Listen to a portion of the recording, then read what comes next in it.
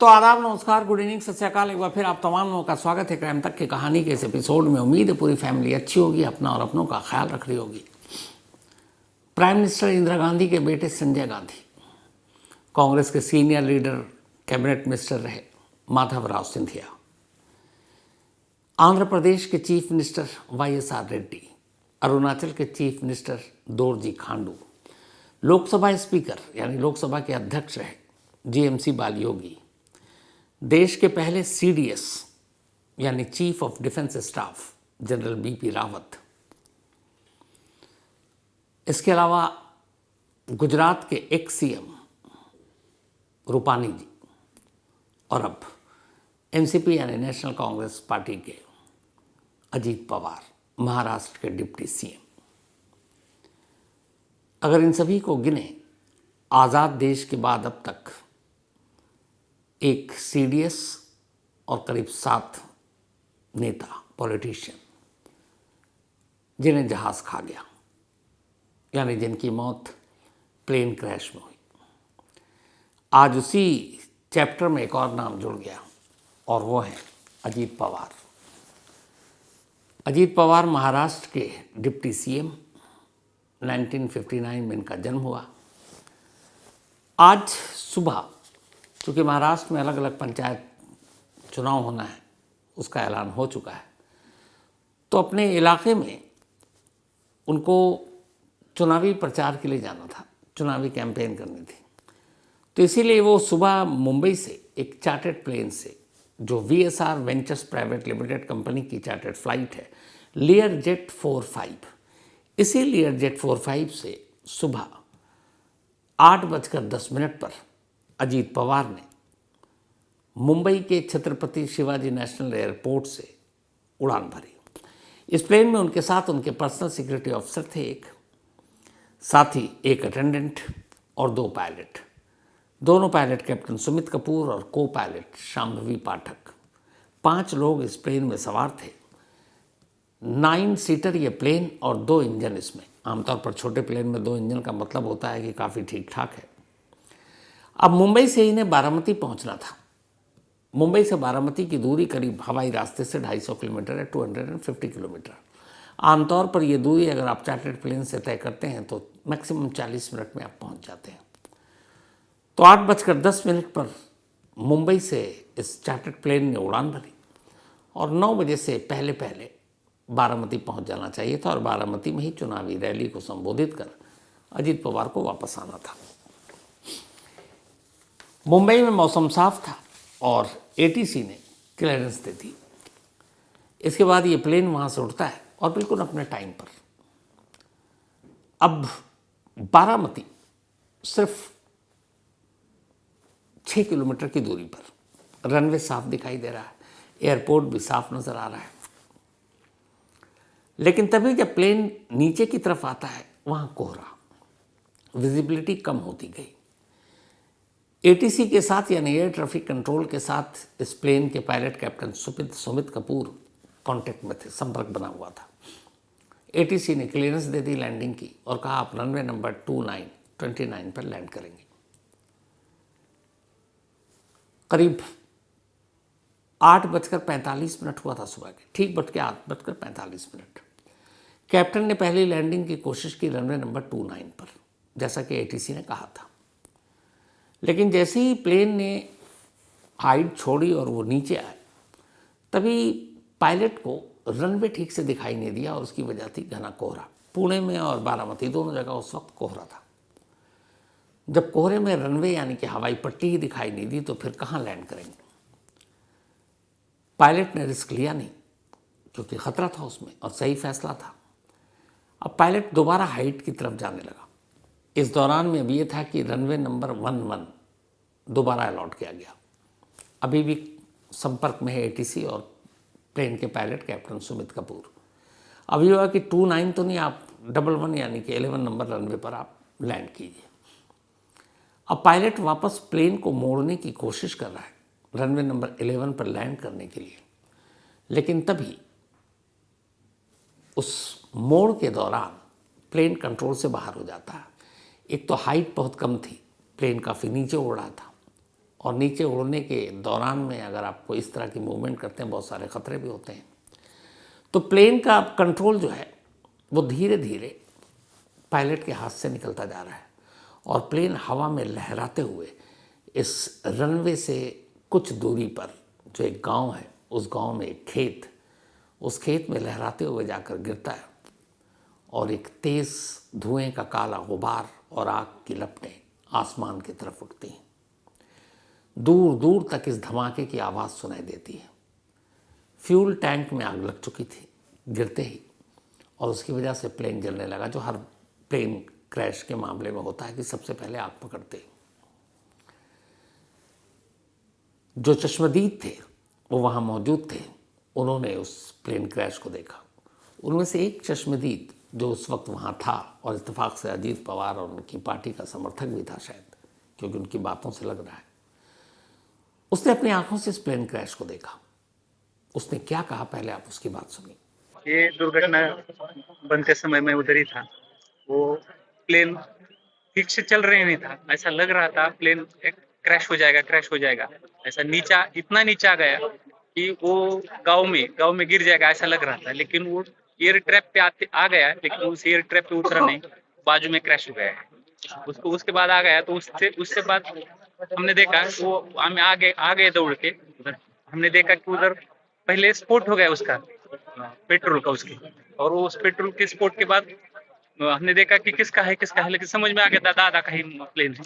तो इन्होंने अपनी आंखों से प्लेन को बल खाते लहराते हुए आसमान से ज़मीन की तरफ गिरते हुए देखा था। इस हादसे में प्लेन में सवार सभी 5 लोगों की मौत हो गई, जिनमें अजीत पवार, उनके एक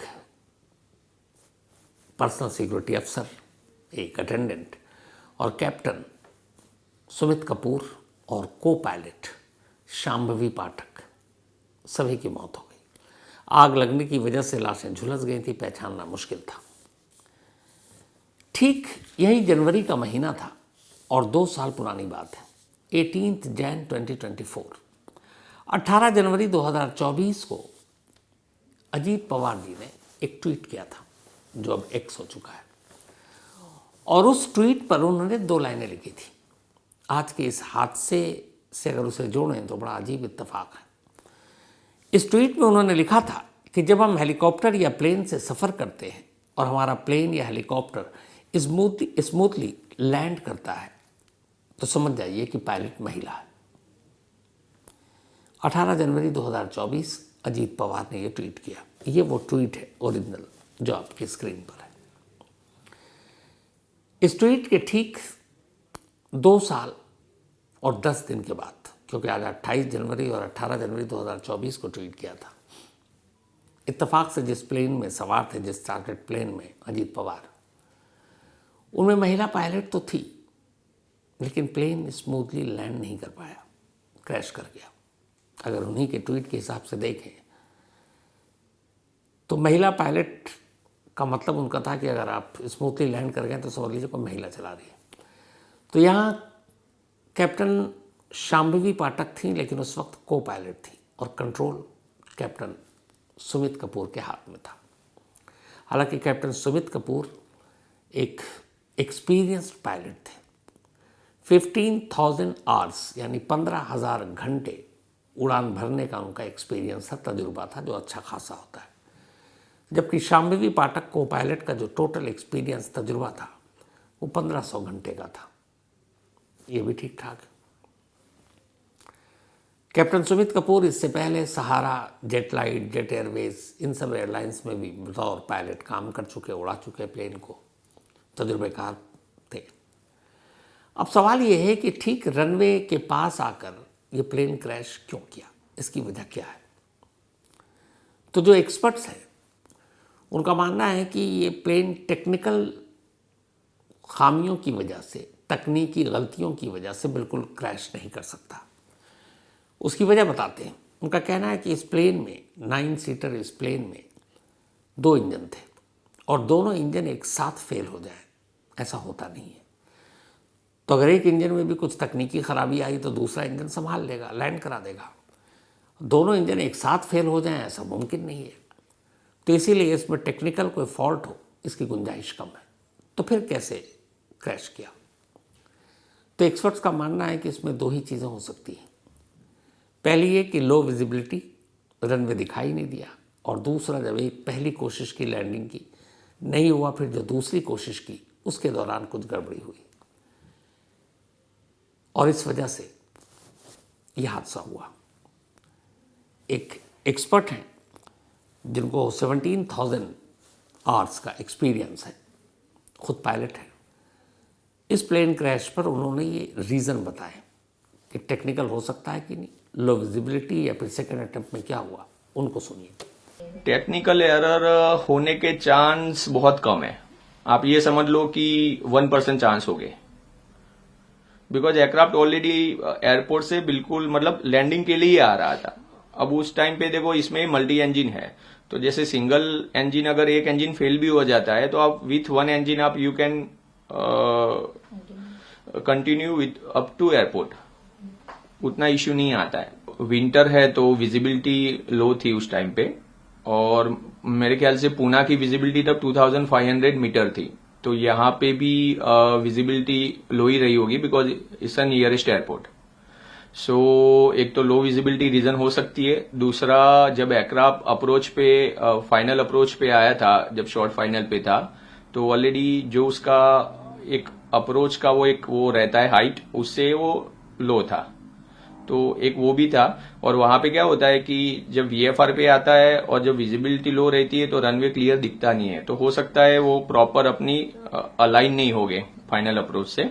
तो उसने जैसे रनवे नजदीक से दिखा होगा तो उसने टर्न मारने की कोशिश की होगी, तो हो सकता है उस टाइम पे टॉपल हो गया एयरक्राफ्ट, और वहां पे गड्ढे थे सब, तो गड्ढे में टॉपल होके गिर गया है जहाज। तो इसमें दो रीजन हो सकते हैं, एक तो लो विजिबिलिटी की वजह से, दूसरा कि जब शॉर्ट फाइनल पे होता है तो पावर भी बहुत कम रहता है एयरक्राफ्ट में, तो उस मोमेंट पे अगर आप लो हो बराबर, और आपको अगर टर्न मारने जाते हो तो आपके पास एयरक्राफ्ट में पावर नहीं और लोड तो है ही, तो उसकी वजह से टॉपल हो सकता है एयरक्राफ्ट। तो ये थे कैप्टन दीप्तेश चौधरी। ये जो प्लेन है लियरजेट 45, ये असल में एक अमेरिकन कंपनी बॉम्बार्डियर, इसने शुरू की थी। इस प्लेन को उसी ने बनाया, बॉम्बार्डियर, और सबसे पहले 7 अक्टूबर 1995 को ये पहला प्लेन बना था अमेरिका में। लेकिन 1995 में बनने के 3 साल बाद 1998 में अमेरिका के अंदर ही लियरजेट का पहला प्लेन क्रैश किया, लेकिन इसमें किसी की मौत नहीं हुई। उसके बाद से अब तक दुनिया में कुल 6 बार लियरजेट के प्लेन क्रैश कर चुके हैं। ये दूसरी बार है इंडिया में। पहली बार 2023 में मुंबई एयरपोर्ट पर लियरजेट का एक प्लेन इसी बारिश और कम विजिबिलिटी की वजह से प्लेन क्रैश कर गया था। तो ये सेकंड टाइम है। हालांकि 2012 में इस कंपनी ने अब लियरजेट के इस मॉडल को बनाना बंद कर दिया, इसका प्रोडक्शन बंद कर दिया, बट आखिरी जो डिलीवरी हुई थी वो 2017 में हुई थी। उसके बाद से अब ये इस मॉडल का प्लेन ही नहीं बन रहा है। पूरी दुनिया में 248 इस कंपनी के ये प्लेन है जो आज क्रैश किया था। आमतौर पर इस प्लेन का इस्तेमाल लोग चार्टर्ड या फिर प्राइवेट जेट के तौर पर करते हैं। 2 घंटे के लिए अगर आप ये प्लेन लेते हैं तो उसका किराया 8 से 10 लाख रुपए है। और जो VSR वेंचर्स लिमिटेड है जिसके तहत ये प्लेन उड़ा है इंडिया में, इसके पास इस मॉडल के लियरजेट कुल 7 प्लेन, अब उनमें से एक तो आज क्रैश कर गया, तो अब 6 बचे हैं। तो ये इसकी ये भी है, ये ज़्यादातर पॉपुलर इसलिए भी है कि एक तो डबल इंजन है, और एक बार अगर फ्यूल टैंक आपने भर दिया पूरा तो नॉन स्टॉप 3700 किलोमीटर तक का सफ़र आसानी से तय कर सकता है। तो इसीलिए ये लोगों में मतलब इसकी डिमांड भी है। जो बड़े बड़े लोग इसमें VVIP ट्रैवल करते हैं चुनाव में या बाकी इस तरह की रैलियों में, आमतौर VVIP या पॉलिटिशियन या बिजनेसमैन इसका यूज़ ज़्यादा करते हैं। अब जो DGCA यानी कि डायरेक्टरेट जनरल सिविल एविएशन, उसने इस हादसे की जांच के आदेश तो दे दिए हैं और 2 से 3 दिनों में शुरुआती रिपोर्ट आ जाएगी। तो एक प्लेन क्रैश की वजह से आज अजीत पवार जी की और उनके साथ दोनों पायलट और 2 और लोग, 5 लोगों की मौत हो गई। लेकिन ये पहला मामला नहीं है अपने देश में। अपने देश में आज़ाद हिंदुस्तान में जो पहला प्लेन क्रैश जिसमें एक बड़े पॉलिटिशियन या बड़े नेता की मौत हुई थी वो 1980 यानी आज से 46 साल पुरानी बात है। 23 जून 1980, 23 जून 1980 की बात है। संजय गांधी, तब इंदिरा गांधी प्राइम मिनिस्टर थी और संजय गांधी एक पावरफुल पॉलिटिशियन माने जाते थे। 1980 में वो कांग्रेस के जनरल सेक्रेटरी बना दिए गए थे, महासचिव। उन्हें प्लेन उड़ाने का बड़ा शौक था और वो ट्रेनिंग एयरक्राफ्ट से सफदरजंग जो एयरपोर्ट दिल्ली में है वहाँ वो अक्सर जब मौका मिलता तो जाकर वहाँ प्लेन उड़ाने की प्रैक्टिस किया करते थे। 23 जून 1980 की दोपहर को सफदरजंग के फ्लाइंग क्लब से एक पिट्स S-2A विमान, जो ट्रेनिंग विमान है जो सिखाने के लिए लोग उड़ाते हैं, उसमें संजय गांधी बैठे थे अपने इंस्ट्रक्टर के साथ और ये दोनों हवा में थे। 10 मिनट तक हवा में रहने के बाद संजय गांधी ने अब प्लेन को एक तरह से कलाबाजियाँ देनी शुरू कर दी और इसी दौरान जब ठीक 12 मिनट हुए तो जो उनके इंस्ट्रक्टर उनके साथ थे सुभाष सक्सेना, तो ये हवा में कलेबाजी कर रहे थे, मतलब एरोबेटिक स्टंट जिसे कहते हैं। 12वें मिनट में उसी कलाबाजी के दौरान अचानक प्लेन से संजय गांधी का कंट्रोल खो गया और उनके इंस्ट्रक्टर का भी, और ये प्लेन हवा में लहराता हुआ सीधे नीचे सफदरजंग के करीब ही एक 5 स्टार होटल है, अशोका होटल, उसके ठीक पीछे एक नीम के पेड़ से जाकर टकरा गया। प्लेन पूरी तरह से क्रैश। संजय गांधी का जो शव है वो उस मलबे के साइड से करीब 4 फीट दूरी पर मिले। जब इंदिरा गांधी को इस प्लेन क्रैश की खबर मिली वो बदहवास एम्बुलेंस में बैठकर मौके पर पहुंची थी, सफदरजंग जहां पे प्लेन क्रैश किया था। तो ये पहला प्लेन क्रैश था जिसमें एक देश का एक बड़ा और ताकतवर नेता जिसकी मौत हुई थी। और जब संजय गांधी की मौत हुई तब उनकी उम्र सिर्फ 33 साल थी, 33 ईयर ओल्ड। इस हादसे के करीब 21 साल बाद एक दूसरा हादसा हुआ और एक और बड़े नेता की मौत हुई। इस हादसे के बाद उस स्पॉट पर मैं भी मौजूद था, शायद आपको पूरी कहानी भी सुनाई है। 30 सितंबर 2001 की बात है। माधवराव सिंधिया, चुनाव का वक्त था, यूपी में चुनाव था, उन्हें कानपुर में एक चुनावी रैली में हिस्सा लेने के लिए जाना था। तो दिल्ली के इसी पालम एयरपोर्ट, जो कभी सफदरजंग एयरपोर्ट हुआ करता था, वहाँ से एक 8 सीटर चार्टर्ड प्लेन में उनको जाना था। अब चूंकि इलेक्शन रैली में जा रहे थे तो आमतौर पर पॉलिटिशियन इलेक्शन रैली में जाते हैं तो जो पॉलिटिकल कॉरेस्पोंडेंट या रिपोर्टर होते हैं उनके अपने साथ ले जाते हैं कवरेज के लिए। तो उसमें माधवराव सिंधिया, उनके पर्सनल सेक्रेटरी 2 और साथ ही 4 जर्नलिस्ट और 2 पायलट, कुल 8 लोग सवार थे इसमें। तो जब ये प्लेन यहाँ से दिल्ली के पालम एयरपोर्ट से 30 सितंबर 2001 की दोपहर 12:49 पर उड़ान भरता है। कानपुर जाना था, उस दिन बारिश हो रही थी और इत्तेफाक से उस दिन कानपुर में मैं भी मौजूद था। मैं एक जुर्म शो आया करता था आज तक पर, उसको कवर करने के लिए गया हुआ था। 12:49 पर ये प्लेन उड़ता है और करीब करीब 45 मिनट या 1 घंटे के अंदर प्लेन का संपर्क जो ATC से टूट जाता है। उसका काफ़ी देर लगता है कि ये प्लेन कहाँ है, कुछ पता नहीं चल रहा है। इस प्लेन में जो 4 जर्नलिस्ट सवार थे उनमें से 2 हमारे आज तक के थे। एक हमारे पॉलिटिकल कॉरेस्पोंडेंट रंजन झा और दूसरे कैमरामैन गोपाल बिस्ट, जिन्हें हम गोपाल दादा कहते थे। साथ ही 2 और ब्रेन के जर्नलिस्ट थे, एक अंजू शर्मा और एक संजीव सिन्हा। इन दोनों को भी मैं अच्छे से जानता था। तो प्लेन का ATC से संपर्क टूट गया, कुछ पता नहीं चल रहा है। दफ्तर में यहाँ हमारे यहाँ भी ये था कि खबर आ गई, प्लेन कहाँ है। डर तो यही था क्रैश कर गया। तो मुझे याद है कि मैं शूट कर रहा था और मेरे कैमरामैन थे मनीष माथुर, और हमें ऑफिस से फ़ोन आया कि कानपुर में तुम सबसे नियरेस्ट हो और एक खबर आ रही है कि शायद मैनपुरी के पास किसी प्लेन को गिरते हुए गाँव वालों ने देखा है, तो तुम वहाँ भागो। तो हम दोनों गाड़ी से निकल पड़े, होटल में सामान छोड़कर अपना वहीं, और फिर जब पहुँचे रात का वक्त, बारिश हो रही थी, खेत में पानी भरा हुआ था और वहाँ पहुँचे तो देखा कि प्लेन का मलबा है और अंधेरे में फिर दिखाई दिया कि मलबे के साथ कुछ लाशें पड़ी हैं। उस रात में कैमरे की जो लाइट थी उसको जलाकर मनीष माथुर ने और हम लोगों ने एक एक कर फिर उन लाशों को देखना शुरू किया।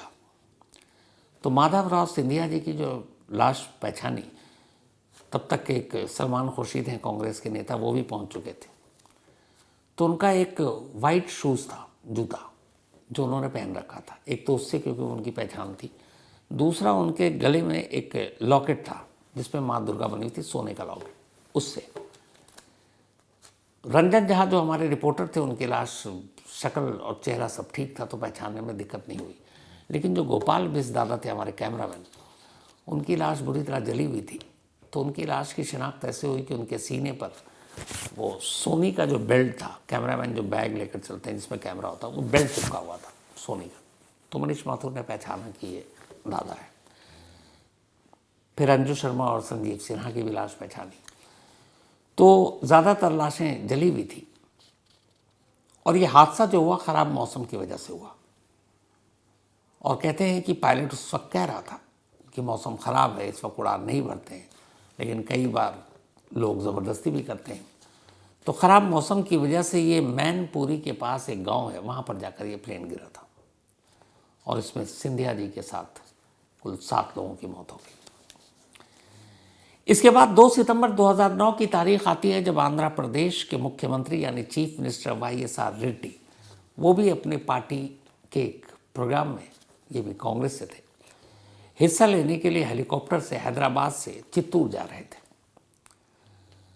2 सितंबर 2009 की सुबह 8:38 पर यह हैदराबाद के बेगमपेट से उड़ान भरती है। ये भरते हैं हेलीकॉप्टर में। उड़ान भरने के कुछ देर के बाद ही इस हेलीकॉप्टर का भी संपर्क ATC से टूट जाता है और पता ही नहीं चलता। अब एक चीफ मिनिस्टर एक हेलीकॉप्टर समेत गायब, जाहिर सी बात है सभी परेशान। इसके बाद एक सर्च ऑपरेशन शुरू होता है। पूरे 25 घंटे तक ये सर्च ऑपरेशन चलता है। सर्च ऑपरेशन चलने के बाद जब ये पहुंचे थे, एक वहाँ बहुत ही घना जंगल है, नल्ला मल्ला, वहीं पर उस जंगल से ही संपर्क टूटा था और उस दिन भी मौसम खराब था और जंगल में घने बादल थे।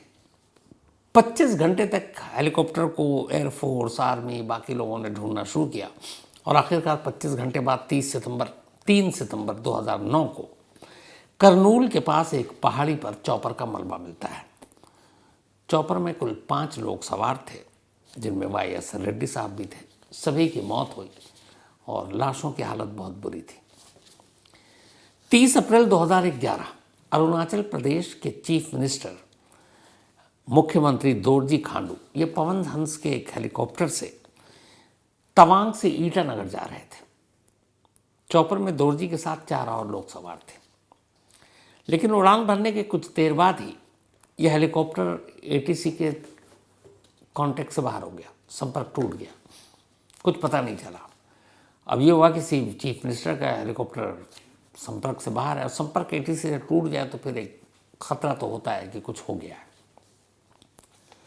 अब सर्च ऑपरेशन शुरू हुआ। ये भी एक बहुत बड़ा सर्च ऑपरेशन था और ये सर्च ऑपरेशन पूरे 4 दिन तक चला।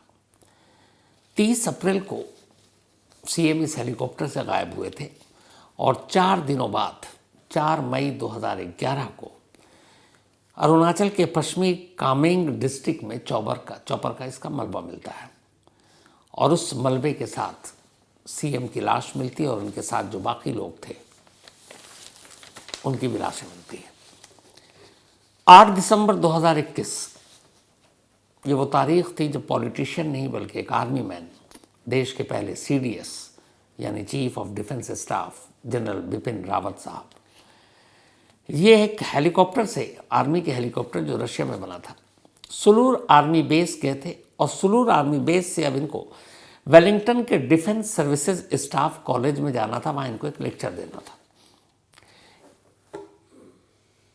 जनरल बिपिन रावत साहब के साथ उनकी पत्नी मधुलिका रावत भी थी और साथ ही इन दोनों के अलावा 12 और लोग उस हेलीकॉप्टर में सवार थे, यानी कुल 14।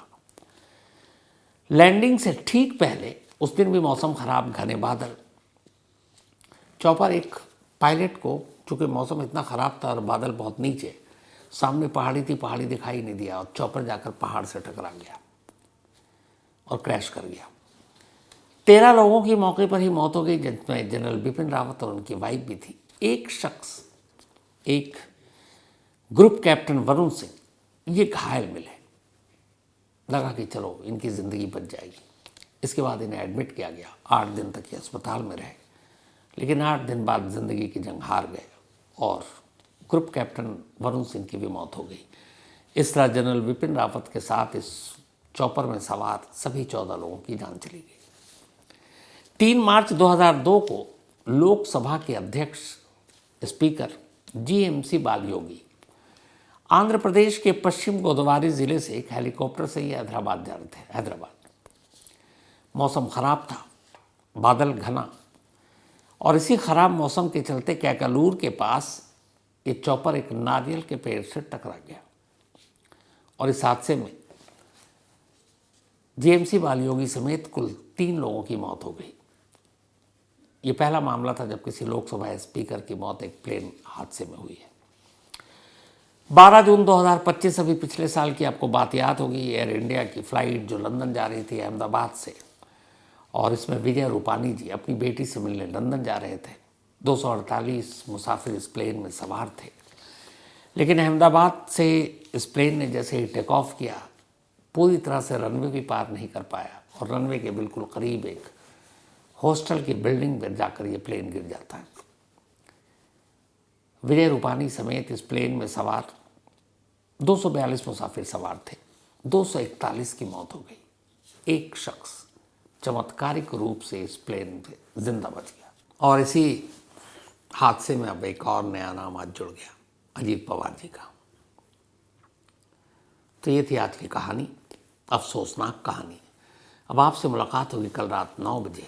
तब तक अपना और अपनों का ख्याल रखिएगा। Thank you very much.